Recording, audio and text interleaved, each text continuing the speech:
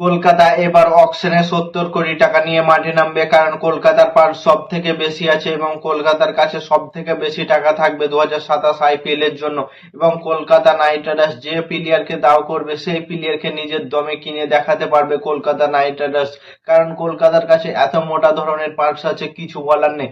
কলকাতা যে প্লেয়ারকে টার্গেট করবে সেই প্লেয়ারকে ইজিলি কিনে নিতে পারবে কলকাতা। কারণ কলকাতার সাথে টক্কর দেওয়ার মতো কোনো টিম হয়নি এখনো। কারণ কলকাতা নাইট রাইডার্সের পার্শ্বে অনেক টাকা থাকবে, কারণ ক্যামেরন গ্রিনকে রিলিজ করে দেয় যদি, আর পাথি রানাকে রিলিজ করে দেয়, দুজনকে রিলিজ করলে দেয় 50 কোটি আসবে।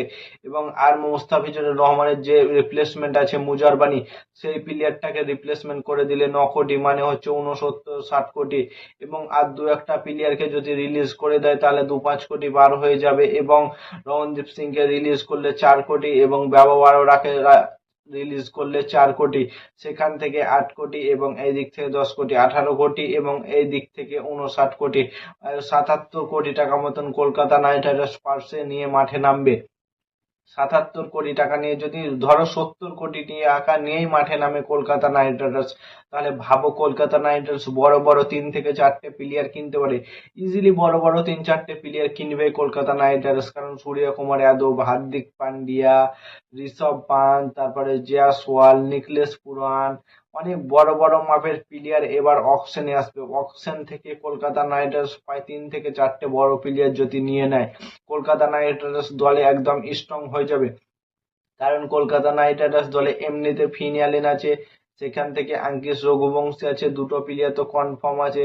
3 নম্বর 4 নম্বরে আছে এবং রিঙ্কু সিং আছে, অনুকূল রয় আছে, রমনদীপ সিং আছে, এরা তো থাকছে। তারপরে বরুণ চক্রবর্তী আছে, সুনীল নারায়ণ আছে। সেখান থেকে যদি ধরা যায় তো 60-70 কোটি টাকা নিয়ে নামে যদি মাঠে, তো যে কোনো প্লেয়ারকে টার্গেট করবে সেই প্লেয়ারকে আনতে পারবে। কারণ কলকাতা নাইট রাইডার্স দলে একটা প্রবলেম আছে যে এখানে ক্যাপ্টেন দরকার, একজন ক্যাপ্টেন দরকার এবং একজন ইন্ডিয়ান দেশি ওপেনার দরকার। সেখানে জয়সওয়াল ওপেনিং এ আসতে পারবে, জয়সওয়ালকে যদি ওপেনিং এ আসে এবং ফিনিশার হিসাবে যদি হার্দিক পান্ডিয়াকে দলে এনে ক্যাপ্টেন্সি দেওয়া হয় এবং মিডিল অর্ডারের জন্য যদি নিকলেশ পুরানকে আনা হয়, এই 3টে প্লেয়ারকে যদি কলকাতা নাইট রাইডার্স দলে আনে তো কলকাতা নাইট রাইডার্স দল একদম পুরো স্ট্রং হয়ে যাবে। এবং কলকাতা নাইট রাইডার্স দলে আগুন জ্বলবে, কারণ তাদের কাছে বলারের এমনিতে অনেক বলার আছে। হর্ষিত রানা আছে, বরুণ চক্রবর্তী, সুনীল নারায়ণ, কার্তিক ত্যাগী, সৌরভ দুবে, অনুকূল রয়, এগুলো তো আছেই, এরা তো আছেই।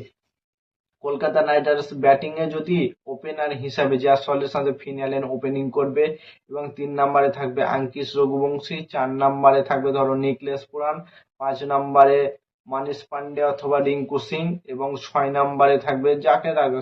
6 নম্বরে রিঙ্কু সিংকে তাহলে রাখো, 7 নম্বরে অনুকূল রায়কে, 8 নম্বরে সুনীল নারায়ণকে রাখো এবং 9 নম্বরে রাখো হর্ষিত রানাকে, 10 নম্বরে বরুণ চক্রবর্তী এবং 11 নম্বরে কার্তিক ত্যাগী। এবং ইম্প্যাক্ট প্লেয়ার হিসাবে তোমরা যে কোনো প্লেয়ারকে আনতে পারো, মানিশ পান্ডেকে আনতে পারো অথবা যে কোনো প্লেয়ারকে ইম্প্যাক্ট প্লেয়ার হিসেবে আনতে পারো। কলকাতা নাইট রাইডার্স এই 3জন প্লেয়ারকে যদি টার্গেট করতে পারে অকশনে, তো কলকাতা নাইট রাইডার্স দল একদম পুরো স্ট্রং হয়ে যাবে। তোমাদের মতামত কমেন্ট করে জানাও কোন কোন প্লেয়ারকে কলকাতা নাইট রাইডার্স দলে আনা উচিত এবং ক্যাপ্টেন দেওয়া উচিত। এবং নতুন ক্রিকেটের ভিডিওর আপডেট পেতে চ্যানেলটাকে সাবস্ক্রাইব এবং ফলো করতে ভুলো না। ততক্ষণের জন্য টাটা, বাই বাই, জয় হিন্দ।